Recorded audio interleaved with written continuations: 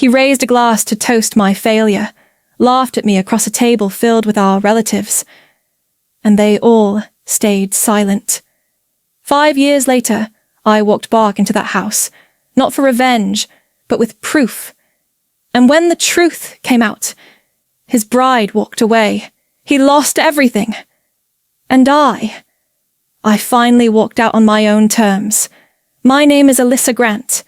I'm 36 years old, and 5 years ago, my family didn't just turn their backs on me, they made sure I disappeared. They buried me with silence, dressed it up in shame, and acted like I never existed. I remember standing there at the Grant family Thanksgiving dinner, the same long table we'd gathered around since I was a kid. My brother, Hunter, always the star, the heir, the golden boy, raised his wineglass and toasted to my fall from grace, said I traded our family's legacy for courtrooms and criminals. Everyone laughed. Some looked uncomfortable, but no one spoke up. Not my father. Not even my mother.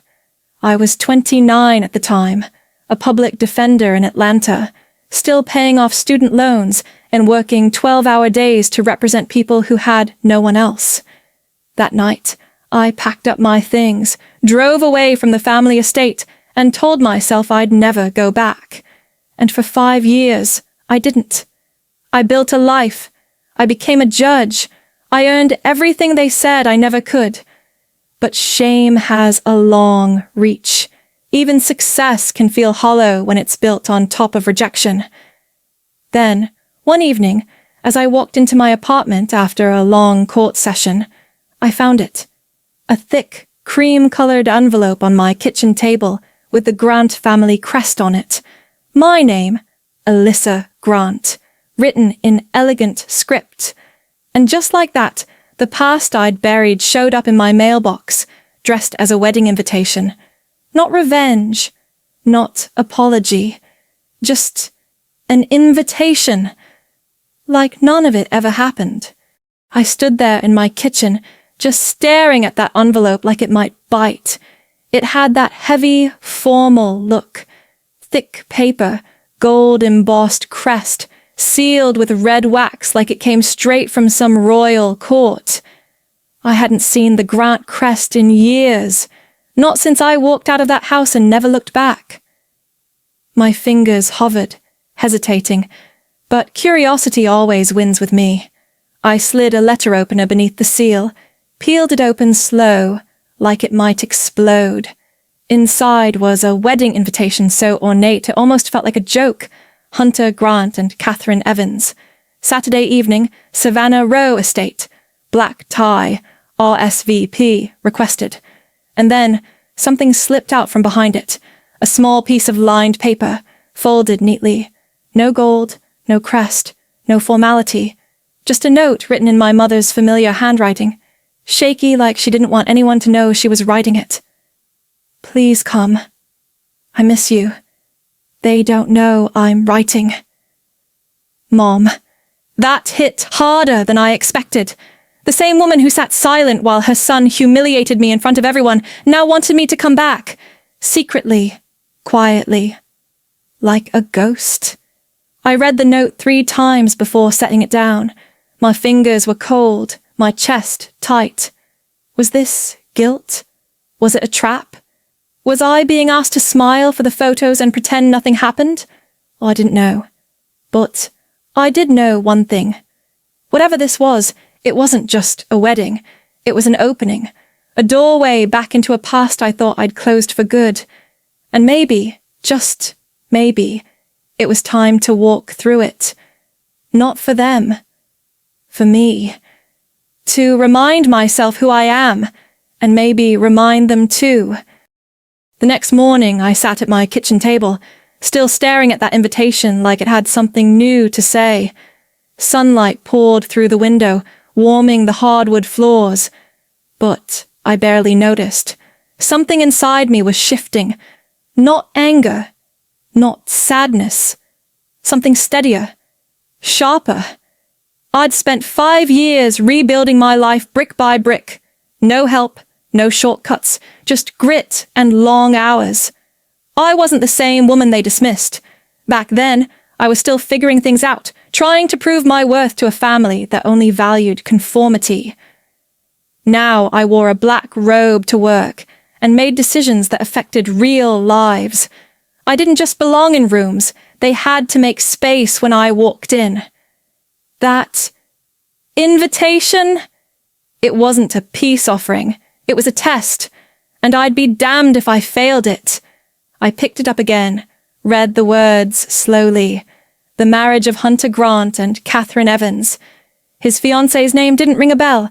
Probably one of those perfect, polished types they love parading around. But I wasn't showing up to meet her. I was going to show up for me. For the version of Alyssa Grant they thought they could erase. I pressed my fingers to the small silver pendant around my neck. Lady Liberty, blindfolded and steady, a gift from my grandfather when I passed the bar. The only one who ever told me I was enough. Just as I was. I took a deep breath. Maybe this wasn't revenge. Maybe it wasn't even closure. Maybe it was just time. Time to stop letting silence speak for me. Time to stop shrinking to fit into a picture I was never meant to be part of. So, I circled the RSVP card, wrote 2 simple words. I'll come. A few days later, my phone rang while I was in chambers, finishing up notes on a case. I didn't recognize the number, but something in my gut told me to answer. I pressed it to my ear and waited. Alyssa. It was my mother. Her voice was thin, almost brittle, like she hadn't spoken my name in years and wasn't sure how it would land. I stayed quiet. Would you meet me? Just for dinner, before the wedding. She said it fast, like she'd been rehearsing and still barely got it out. Part of me wanted to hang up right then. Another part, quieter, older, said maybe it was time. I agreed. We met at a place called Rose and Vine, one of those old money spots with white linen tablecloths and too many forks. I arrived first. When she walked in, she looked smaller than I remembered. She smiled, but it didn't reach her eyes. We talked about nothing. The weather, the wedding, how Savannah had changed. The food came and sat untouched. Then she said it. I owe you an apology. I didn't say a word. Hunter told everyone you had a breakdown. Said you left because you couldn't handle the pressure. She looked down at her hands. I didn't correct him. I didn't stop it. Her voice cracked. I thought if we didn't talk about it, maybe it would go away. I looked at her, steady. You didn't protect me. You let them bury me. Tears welled up in her eyes. She reached into her purse and slid a small velvet box across the table. Inside was the pendant Grandpa promised me, Lady Liberty. I closed the box and tucked it into my blazer pocket. No, thank you. No forgiveness. Some things can't be fixed with heirlooms. Or guilt. The weekend of the wedding came faster than I expected. I drove down from Atlanta early Saturday morning, the highway stretching out in front of me like a quiet dare. As I pulled through the gates of Savannah Row Estate, the place looked exactly as I remembered, grand, polished, every inch designed to impress. But I wasn't that girl anymore, the one who needed their approval. I parked, stepped out in a simple black dress, low heels, no flash. Just quiet power. I walked into the reception area and immediately felt the shift. Conversations dipped. Eyes followed me. I could hear whispers trailing behind like perfume. I kept my head high, gave polite nods, and kept walking. The portraits on the walls told the usual story. Hunter as a baby, Hunter at college, Hunter cutting ribbons at hospital fundraisers. My face? Nowhere. Like I never existed. I found myself drifting into a side room where some cousins had gathered, sipping champagne and laughing too loud. One of them, my cousin Amanda, said just loud enough for everyone to hear, "She thinks she's somebody now, just because she has a desk and a robe." Another chimed in, "She's playing dress-up." Real success is in the blood. I didn't flinch. I didn't even blink. Their words slid right over me, sharp, yes, but powerless now. If they were trying to rattle me, they'd have to try harder.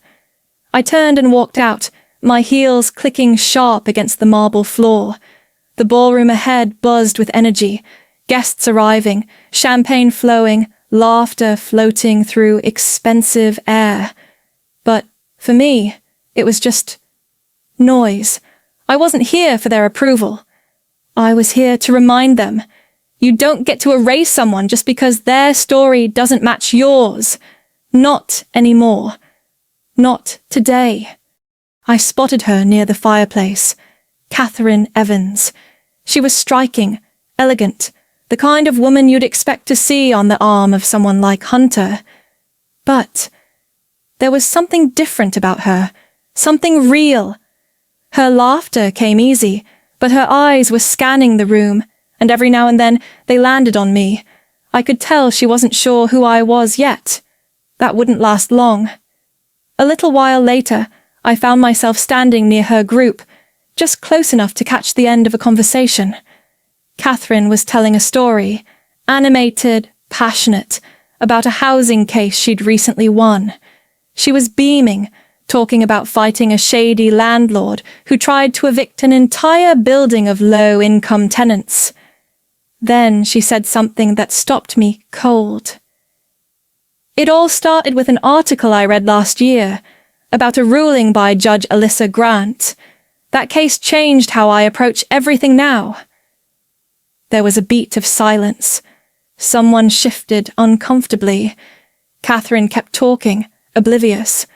But I stood there, frozen, letting her words settle deep. She didn't know. She didn't realize the woman standing 20 feet away, the one this family had buried in gossip and shame, was the same person she had looked up to professionally. It was almost poetic. And then, of course, Hunter stepped in. "Oh, that case," he said with that smug little smile he wore so well.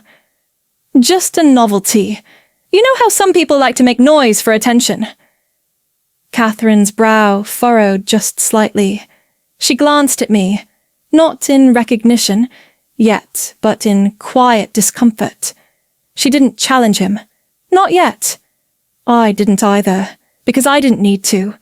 The irony was already working its way through the cracks. Hunter had once called me a disgrace. Now he was about to marry a woman who admired everything he tried to destroy. Funny how truth finds its way, even when no one invites it in. Later that evening, during the family toast in the grand salon, the air turned thick with expectation. Chandeliers sparkled, champagne flutes clinked, and every seat was filled. Hunter stood at the center, grinning like a politician at a press event. His voice rang out, smooth, polished, fake. "To family," he said, raising his glass. "To legacy, and to those who uphold it with pride." A few heads turned toward me, just briefly, like they were waiting to see if I'd react. I didn't. Not yet. I waited until the last polite clap faded, then stepped forward. No microphone, no fanfare. Just me. I walked to the grand piano and placed a simple manila folder on top. The room went still. I opened it with care. Inside were copies of my rulings, articles from legal journals, letters of commendation from judges and advocacy groups. Real proof. Tangible truth. I picked up one and read aloud. "For outstanding service in judicial equity and commitment to public interest law, Judge Alyssa Grant." My voice didn't waver. It didn't need to. I laid the paper flat and looked straight ahead. For someone who supposedly couldn't handle life, I said quietly, I've been rather busy changing it. The words hit like a dropped glass. Conversations died. Faces stiffened. And then I turned to Catherine. I didn't say a word. I didn't have to. Her eyes darted from me to the folder, then to Hunter. Realization swept across her face like a slow wave.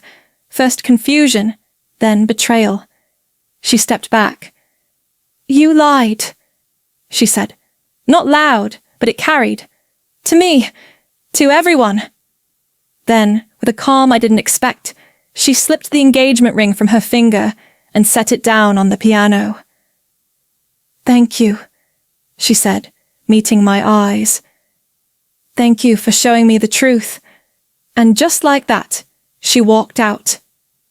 Free. The silence she left behind was louder than any speech I could have given. I didn't follow her. I didn't need to. I turned, walked out of the room, and stepped into the cool Georgia night. The estate behind me buzzed in panic, but I was calm, solid. For the first time in years, I felt whole. I drove back to my apartment that night thinking it was done, over. But Hunter, wasn't finished. The next morning I woke to a flood of alerts, tabloids, blog posts, gossip pages. Headlines screamed across my screen. Anonymous source claims Judge Alyssa Grant bullied her way into the bench. Former classmates say Alyssa Grant was emotionally unstable. It wasn't subtle.